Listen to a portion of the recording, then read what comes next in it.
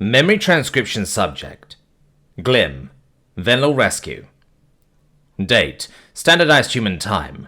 December 1st, 2136. The half-day train journey kick-started my confinement with the human. The more time passed, the less I was convinced that we were in Celgel Falls to see Aunt Thema. We stopped off at a hotel for rest until the Venlil government brought us a car and a driver. It was clear Noah had our authorities at its beck and call. I was impressed with how well the guy could control his instincts, and with how thorough his propaganda was. Reading about secret predators within the Federation was jaw-dropping. That rattled my worldview to the core. It was lunacy for the Colchians to think flesh-eaters could be tamed. Any credibility the Terrans had gained was their fault. Human behaviour did prove curious, especially rescue footage of the Godjids. That was neglected by the fact that they invaded the Cradle. Earth was the aggressor in the conflict. A lackluster excuse about Prime Minister Piri staging an assault was their cover for their warmongering. It was an opportunity to conquer the lesser races and begin an empire. But as a former exterminator, I couldn't say I didn't feel a sliver of doubt. Gaians broke a lot of rules that I'd known since birth, whether they were lying or not. I hadn't worked up the courage to ask Noah any questions yet. However, there were a lot of answers I wanted to hear when the beast was forced to cook up spontaneous retorts. Maybe I'm not in imminent danger of being devoured, unless we're going to a slaughterhouse. Giving Heisey space. She hasn't been eating or drinking, and I think Sarah visiting would be a trigger. Tava was speaking to Noah for a video call. The human pursed its lips. We should give Heisey as much time as she needs. If she's not even voicing her concern, she's not ready. Glim is trouble, but at least his mind is still there. Just be careful, Noah. This isn't the capital. It's a rural area where Venlil aren't as open-minded. They don't regularly interact with humans. You're not exactly incognito either. Are you worried about me? A monstrous predator like me can scare off a few fanatics. Please, try not to scare anyone. The footage of you chasing Glim is making the rounds, and let's just say it's a bad look. Human ambassador hunts Venlil cattle in train station. It wasn't like that. Glim could have hurt someone. I had to stop him. I know, Noah. I like to be involved with things myself, but maybe we shouldn't have gotten wrapped up in this at all. We're too high profile to be ordinary helpers. The Gaian scowled. It was your idea to sponsor a Venlil in the first place. You said it was good PR to do our part. And you said you wanted to. Does it really matter whose fault it is? Governor Tava hissed.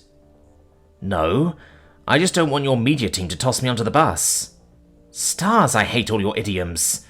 Kill two birds with one stone, cut to the chase, stabbed in the back. Are there any that aren't about being maimed or killed? One or two? You're infuriating. We'll settle this later. Just be safe, okay? Noah bared its teeth to itself as the Venlil leader abandoned the call. I studied the Gaian for a long moment and considered the adoration in Tava's eyes. That emotion looked like love, but I didn't understand how such strong feelings could arise toward a monster. Perhaps I should regard the beast with gendered pronouns, like he was a person. Earth's presence was less nefarious than Riss's dominion, from what I could tell. The empathy tests were convincing, since it was difficult to fool scientists on a neurochemical level. Why had Noah lied to us, though? His actions hadn't been innocuous, conning and misleading us. The Gaian ambassador was ignoring my presence for now. I was certain he was avoiding direct eye contact. His focus drifted to a sign in the distance which read, Celgel Retirement Home. His hand reached for a visor, and he pressed it across his paralyzing pupils. I wondered what that accomplished when every Venlil here knew of his predatory identity. Why do you wear your visor out here? I gasped out. The human palmed his chin. Because these are elderly Venlil. I don't want to give anyone a heart attack. Any Venlil over 65 weren't allowed in the exchange program to avoid cardiac episodes. The Thema is how old? I don't know how many years. She's 74, Glim. You were gone for 11 years. No, That's not possible. I'm sorry. I hate to spring this on you, but your aunt's memory is fading. She's in the late stages of dementia. My gaze shifted to the rural landscape, which stretched to the horizon opposite the assisted living facility. A family reunion where Thema forgot me hadn't been in my imaginings. I was saddened that I hadn't been there to help and to visit her. Had her mind deteriorated because she was alone? Noah hesitated before moving a hand slowly. His fingers hovered over my wrist for several seconds, giving me a chance to pull away. The Gaian empathetically squeezed my forearm, like a Venlor would with their tail. His touch was delicate and frail. It was clear he was leaving the option for me to withdraw, since I knew from the train station that he was much stronger. There are several things I'd read that weighed on my mind. I couldn't succumb to believing the narrative. The humans were allies with the child-eating Arxor, even if they'd used that alignment to liberate Venlor captives. Their current objective was unraveling the Federation, and they were bestial hunters too. Apparently, Terran aggression had been documented by observers prior to first contact. I can't remember learning about them in school, other than vaguely as an extinct predator race, I mused. The internet claims they've had over 10,000 battles in their history. Hundreds of wars in just the century? After your World War? The first one? I whined. How could you ever keep peace? Noah was quiet for several seconds. We have to grow the fuck up. Humans want peace, yet we've only ever known competition. It doesn't come naturally, but we're starting to act like a united planet. Venlil, always at peace. I doubt that. The Kolshin gentling took hold, and the Farsul sanitized your past. I think you used to be feisty herbivores until they convinced you of your weakness. And if we're not strong, we'll teach you. We'll protect you. With a fierceness you've never seen before. Noah's lips curved up, and I disassociated myself from the rush of fear. Perhaps the constant snarling betrayed his deceit, since the gesture came off as subconscious. The human rushed to cover his mouth, like he knew he'd done something wrong. If threat displays were intuitive, that explained the full face masks at the hospital. I recalled how the Arxor would snarl just looking at us, licking their lips with appetite. Sapient predators use their teeth to assert dominance in conversation too, from what I could tell. The Gars would flash fangs when contesting a particular catch or boasting of their hunts. The Gaians possess the same urges. The Venlor driver parked the car outside the nursing home, and Noah opened the door. I felt paralyzed, befuddled by the paradoxical humans. It wasn't clear what to think of them. Their motives were ambiguous, and their mannerisms flipped between hostility and sympathy on a dime. Smiling, or snarling as you say, is a submissive gesture in primates. I understand it is not so for other animals, Noah sighed. I coaxed myself out of the car. Nonsense! How can teeth-bearing be friendly? It's about their position. Teeth apart, jaw tension, and lips curled back. That's actual hostility. But teeth together and lips relaxed shows we're not about to attack.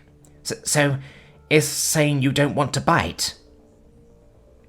And predators need to communicate that constantly? The Gaian ambassador nodded. Exactly. Venlor don't understand the subtle difference. The few that try to replicate it usually just look constipated, man.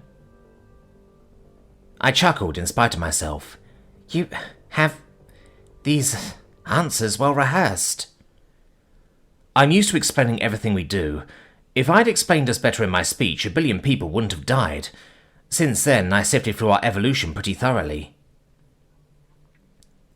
Noah's voice turned scratchy, and his ensuing cough sounded a bit congested. Did the Gaian consider himself responsible for the extermination attempt? He'd stated Earth's case pretty well. For 5 minutes, broken up by hecklers. Guns had been trained on him the whole time too. A non-predator would have frozen in fear. The fact that he gave anyone pause over exterminating warlike horrors is miraculous. Nobody in his position could have done better. The human pawed at his nose before opening the door to the lobby.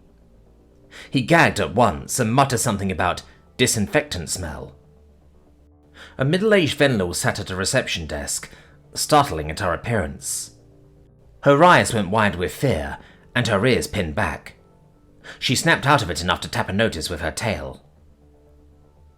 A sign was taped to the desk reading, "No humans permitted," in several scripts. The guy crossed his arms and leaned back with an intimidating frown. I observed the tightness of his jaw and the slant of his eyebrows. This was genuine hostility. It was worryingly easy to decipher the predator's mouth contortions, once told what to look for. Noah sighed. "See, Glim? Still think we run the show here?" "I don't know. You put up with a lot," I muttered. "What? You can't be here," the Venal receptionist stammered. "You need to leave the human anyway." The Gaian lifted his visor. "I think you'll make an exception for the Terran ambassador. I have powerful friends." "There's security footage. Are you going to attack us to get through? You're trespassing." "Glim wants to visit his Aunt Thema. Make that happen, and we'll leave." No, you're not welcome here, Noah." The veins in the Gaian's neck bulged, and his fingers clenched tighter. His lips curled back to his pink gums, while his eyes dilated. So that was what a primate's aggressive snarl looked like. I skittered back, remembering Noah's warning about intent to bite. I didn't want him to be within snacking distance. My inner exterminator agreed that humans shouldn't be prowling our streets, and wished for their non-existence. But my sentimental side remembered Noah tucking me in, and playing games with Heisey and I. If the predator was emulating empathy, he deserved an award.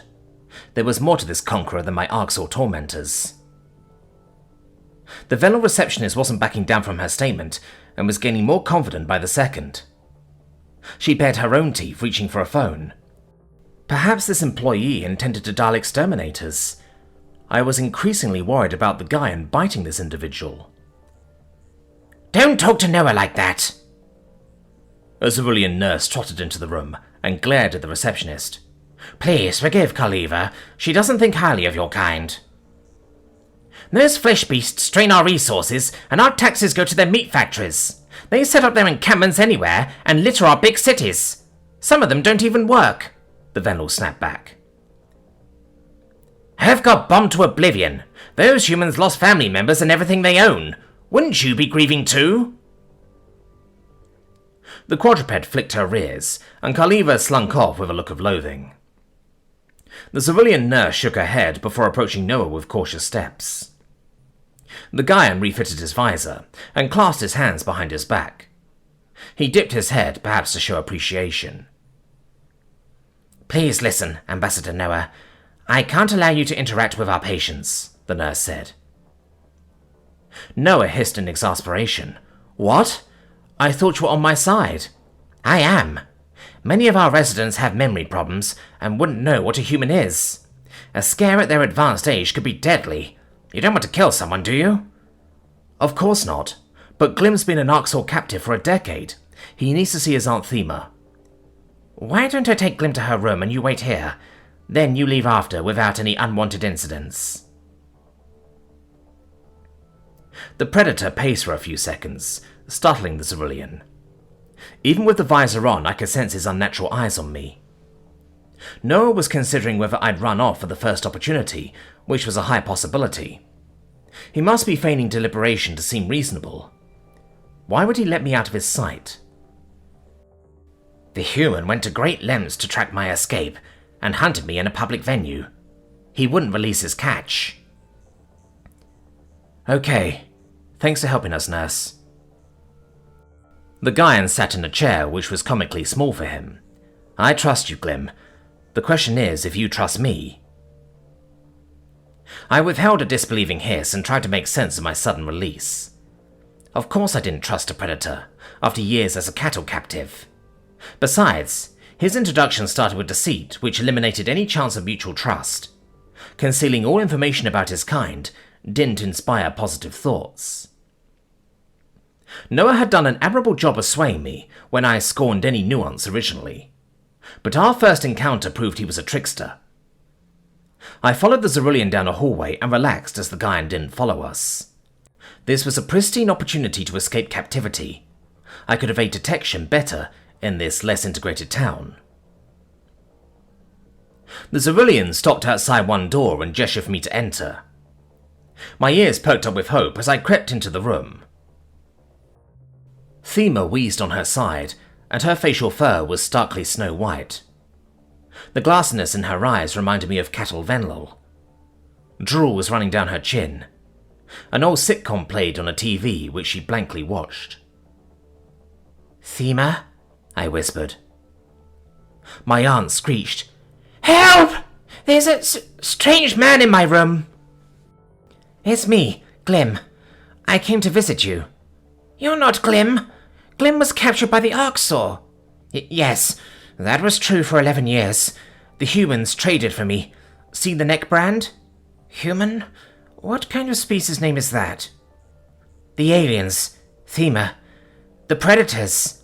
They returned me, your nephew. Lies! I want you gone. You're not Glim. Stop playing. Don't you recognize my voice? Aunt Thema glowered at me before wailing for assistance. She began unplugging the wires from her arms in a fit and knocked her drinking water from the nightstand. I gaped in horror as the one person who loved me wanted me gone. Tears swelled in my eyes, and I rushed out of the room. The Cerulean medic yelled at me to calm down, but my feet were moving on their own. I was blind to my direction and my surroundings. The facility was a blur. There was nothing left here on Venlil Prime, not even my family. The world had changed too much to process. All I wanted was for Thema to hold me and whisper that it was all right. My paws wrapped around something warm, and I clung on for dear life. Sobs rattled my body, so I pressed my face into a synthetic fabric. My hugging support tensed beneath my arms, and fleshy appendages tapped my back. I let go with horror as I realized where I'd run. My instincts went back to the predator for comfort. Noah massaged my neck. "Shh, it's okay. You're okay."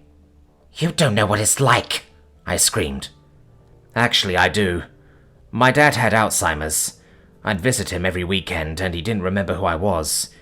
He'd tell me about his little boy, Noah, who wanted to be an astronaut. And I'd just smile. But I needed Thema. Take me back to the facility. Take me back. Anywhere but here." "I know it's hard, but it's not her fault. Are you sure you want to leave?" "Please, get me out of here. I can't lose anyone else. There's not Thema anymore." "You don't mean that." "Sometimes she remembers and she's there, Glim. Tava's people got her to record those messages for you. She was glad you're home." The Gaian picked me up, a stoic expression on his face. My profession had always taught me that predators should be eradicated, but this was the nicest hunter I'd ever encountered. For some reason, my subconscious felt bonded to Noah. He was a steady presence when everything else was crumbling. I couldn't ignore the evidence from our travels either. The way the Venlil receptionist spoke to my caretaker was irrelevant and hostile. Judging from Tava's phone call, it sounded like open criticism was allowed on the internet too. Those attitudes wouldn't be allowed to circulate if humans conquered our home. Furthermore, the oblivious Gaians at lunch had been discussing morals and sympathy. They had no way of knowing anyone was listening. With my exposure to the Arxor, I knew how different those pitying attitudes were. The Greys considered keeping us as prey to be our rightful state, and they flaunted it. "Glim, can you talk to Heisey?" Noah slipped back into the car and removed his visor. "You could help us explain it to the other refugees better than we did for you." Tears dripped down my cheeks. "I don't know. Maybe." "Okay. And do you still want me to drop contact with you when we get back?" The Gaian stiffened, sucking in a sharp breath. It was as if the ambassador was bracing himself for rejection. That implied it would cause him pain if I answered in the negative. Noah's body language betrayed that he cared what I thought of him. The torrent of fear since first contact seemed to have taken its toll. "I don't think that will be necessary," I croaked. The human curved his lips. "Good. I haven't taught you the half of our body language." My gaze darted out the window, and a shudder crept down my spine. I, of all Venlil, shouldn't be trusting of a lying predator, but I was giving Noah a second chance. Human charisma has swayed my feelings a bit too much.